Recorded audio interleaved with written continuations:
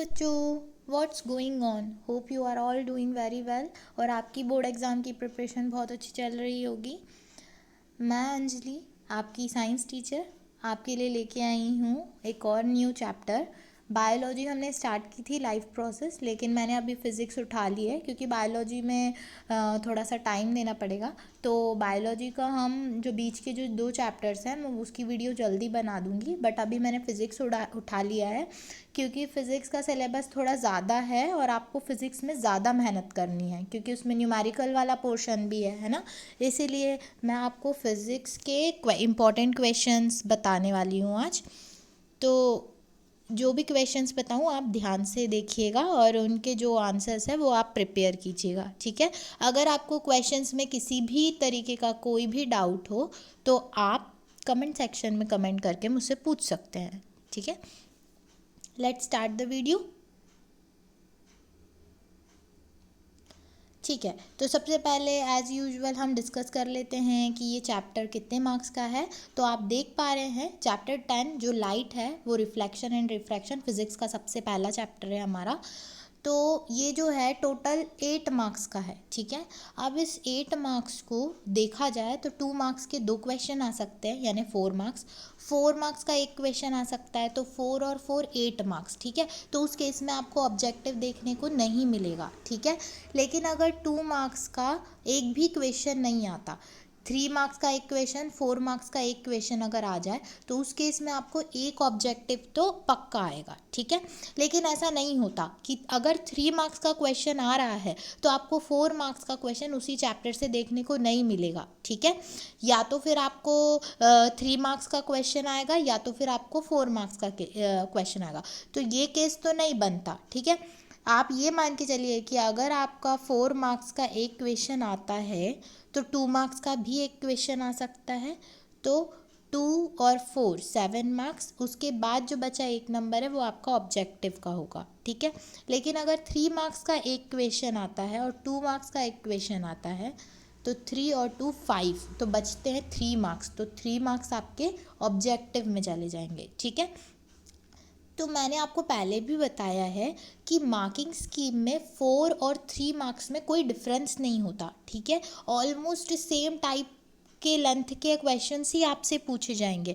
और रिफ्लेक्शन और refraction chapter में तो मैक्सिमम प्रोबेबिलिटी यही है कि न्यूमेरिकल आए, और न्यूमेरिकल के और में आपको कोई लॉन्ग टाइप का डायग्राम वाला जिसमें आंसर भी हो और डायग्राम भी हो, ऐसे क्वेश्चंस पूछे जाएंगे, ठीक है। तो जिन बच्चों को न्यूमेरिकल से डर लगता है वो बच्चे अपनी थ्योरी पोर्शन को अगर स्ट्रॉन्ग रख लेंगे तो इस चैप्टर से आराम से आप क्वेश्चन करके आएंगे, ठीक है। लेकिन अगर पेपर का लेवल टफ हुआ तो मैं आपको ये भी बता दूं कि दोनों क्वेश्चन न्यूमेरिकल से भी आ सकते हैं, ठीक है। ये इस चीज़ की प्रोबेबिलिटी है कि दोनों क्वेश्चन न्यूमेरिकल भी हो, ठीक है।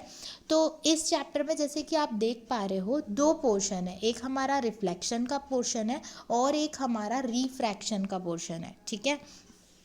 आप किसी एक पार्ट के, मैं आपके लिए बस सिंपल कर दे रही हूँ, आप किसी एक पार्ट के या तो फिर रिफ्लेक्शन के न्यूमेरिकल बहुत अच्छे से कर लीजिए या तो फिर रिफ्रैक्शन के न्यूमेरिकल अच्छे से कर लीजिए। तो आपका ना ये 3 या 4 मार्क्स में से जो भी क्वेश्चन आने वाला है वो कहीं पे भी नहीं जाएगा, इसकी गारंटी मेरी, ठीक है।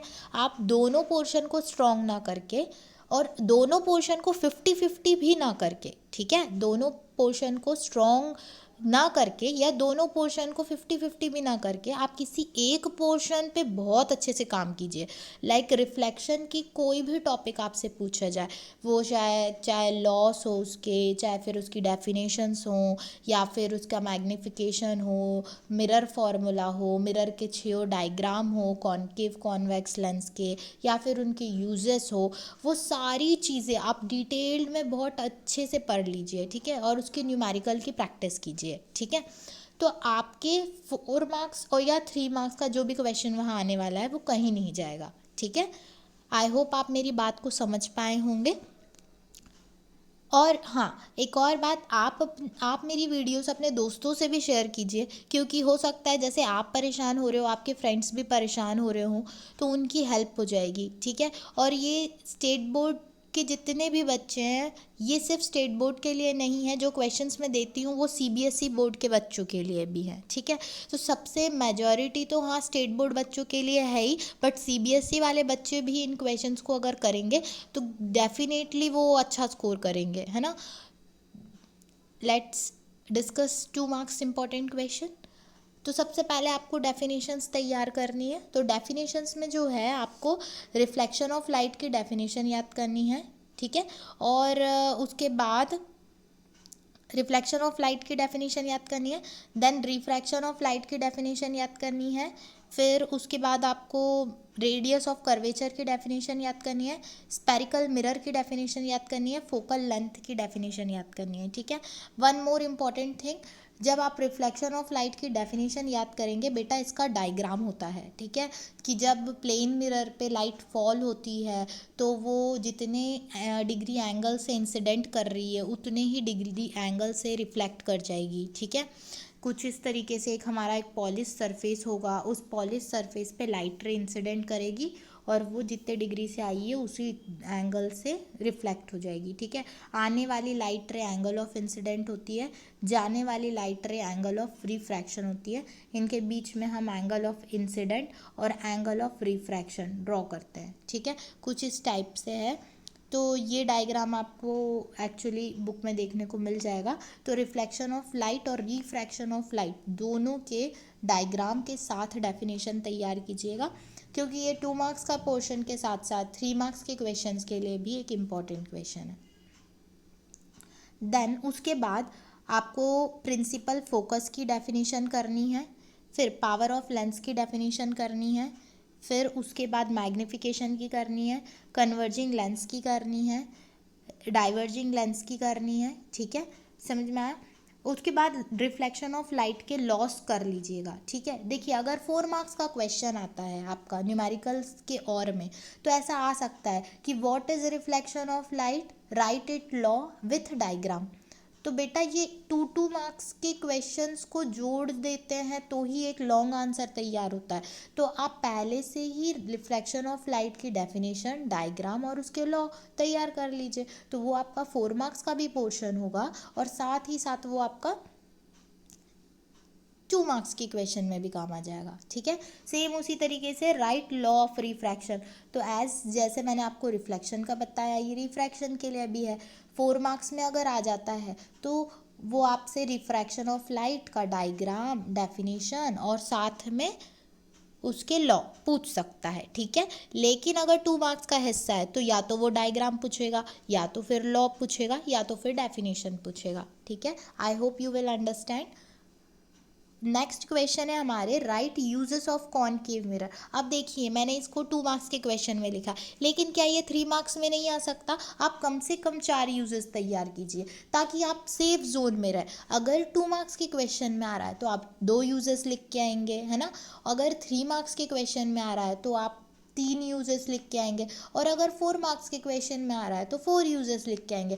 क्वेश्चन को अटेम्प्ट करने का बेस्ट तरीका यही होता है कि हम पॉइंट वाइज जवाब दें। जितना वो पूछ रहा है उसको हम पॉइंट्स के अकॉर्डिंग हम आंसर दे, तो आपको उतने ही स्कोरिंग करने के चांसेस बढ़ जाते हैं, ठीक है। कुछ बच्चे क्या करते हैं कि पैराग्राफ में आंसर देना पसंद करते हैं, लेकिन बेटा ये कोई हम स्टोरी नहीं लिख रहे हैं कि पैराग्राफ में आंसर देंगे। जितना क्वेश्चन एग्जामिनर आपसे कर रहा है उतनी चीज़ें डिटेलाइज्ड तरीके से अगर आप पैराग्राफ पॉइंट वाइज डिफाइन कर देंगे ना, तो वो बंदा ज़्यादा अच्छा, वो बच्चा ज़्यादा स्कोर कर पाएगा, ठीक है। ये बात मेरी ध्यान रखने का, ये आपके एग्ज़ाम के लिए एक मेरी तरफ से टिप था, है ना। उसके बाद सेम उसी तरीके से यूजेस ऑफ कॉनकेव मिरर। वैसे तो लेंस के यूजेस नहीं करने हैं स्टेट बोर्ड वालों को, वो सीबीएसई बोर्ड वालों को लेंस हो या मिरर हो दोनों के यूजेस तैयार करने हैं, ठीक है। तो 4 याद कीजिएगा, 4 कॉनकेव मिरर के यूजेस याद कीजिएगा और 4 कॉन्वेक्स मिरर के यूजेस याद कीजिएगा। देन उसके बाद draw refraction through glass slab, ये वही है रिफ्रैक्शन ऑफ लाइट का डायग्राम बनाना है आपको यहाँ पे, जो मैंने 2 मार्क्स में लिखा है, ठीक है। 7th क्वेश्चन है why do we prefer convex mirror as rear view mirror in vehicles, ठीक है, ये रीजनिंग का क्वेश्चन है आपका। देन इसके बाद आपका अगला क्वेश्चन है, न्यूमेरिकल का पोर्शन है बच्चों, ध्यान दीजिए। The radius of curvature of spherical mirror is 20 centimetre, what is focal length. पूछ रहा है रेडियस ऑफ कर्वेचर 20 सेंटीमीटर का है तो फोकल लेंथ क्या होगी। तो रेडियस ऑफ कर्वेचर और फोकल लेंथ में जो रिलेशनशिप होता है वो उसका यूज़ करके आप इसका निकाल सकते हैं, है ना। क्या होता है रिलेशन बच्चों, 2 into focal length equals to radius of curvature. अब जो बच्चे समझ गए हैं, आपको देखिए वहाँ रेडियस ऑफ कर्वेचर दिया है, फोकल लेंथ निकालना है, तो ये 2 मल्टीप्लाई का उधर चला जाएगा तो क्या होगा, डिवाइड हो जाएगा। तो 20 को 2 से डिवाइड कर देंगे तो क्या आ जाएगा हमारा 10, ठीक है। तो इसका आंसर है 10 सेंटीमीटर, ठीक है। कुछ नहीं करना है, 20 को 2 से डिवाइड करना है। देखिए कितना सिंपल क्वेश्चन है। न्यूमेरिकल से घबराना नहीं है, आप लोग कॉन्सेप्ट्स नहीं समझते हैं। अगर आप अपने माइंड में कॉन्सेप्ट्स को क्लियर रखेंगे ना तो फिजिक्स के न्यूमेरिकल तो जस्ट लाइक अ मैजिक होते हैं बच्चों। उसके बाद अगला क्वेश्चन है, the magnification produced by a plane mirror is +1, what does it mean. ठीक है, तो मैग्निफिकेशन में कब वर्चुअल इमेज बनती है, कब रियल इमेज बनती है, ये उसके साइन कन्वेंशन पे डिपेंड करता है। तो आप ये वाला क्वेश्चन भी तैयार कीजिएगा, ये 2 मार्क्स के लिए सबसे ज़्यादा इंपॉर्टेंट क्वेश्चन है। देन उसके बाद the focal length of a lens of power is -2 dioptre, what type of lens is this. ठीक है, और इसके साथ साथ पावर ऑफ लेंस की भी डेफिनेशन याद कर लीजिएगा, आपके लिए बेस्ट होगा। ठीक है, तो ये आपके सारे 2 मार्क्स के क्वेश्चंस हैं जो आपको तैयार करना है। ठीक है, 3 मार्क्स के और 4 मार्क्स के क्वेश्चन में मैंने आपको बता दिया है, आपको न्यूमेरिकल्स ही तैयार करना है। और इसी में मैंने आपको 2 और 3 मार्क्स के क्वेश्चन, 3 और 4 मार्क्स के क्वेश्चन कैसे आएंगे वो भी मैं साथ साथ ही मैंने डिस्कस कर लिया, इसलिए 3 और 4 की अलग से कोई स्लाइड नहीं है। ठीक है, बस मैं बता दूं, आपका जो 10 चैप्टर है उसके एक्सरसाइज में सबसे लास्ट में होंगे कुछ question, question number 8, question number 10, question number 13, question number 14। ये सारे न्यूमेरिकल के क्वेश्चन हैं जो मोस्ट आईएमपी हैं, जो आपको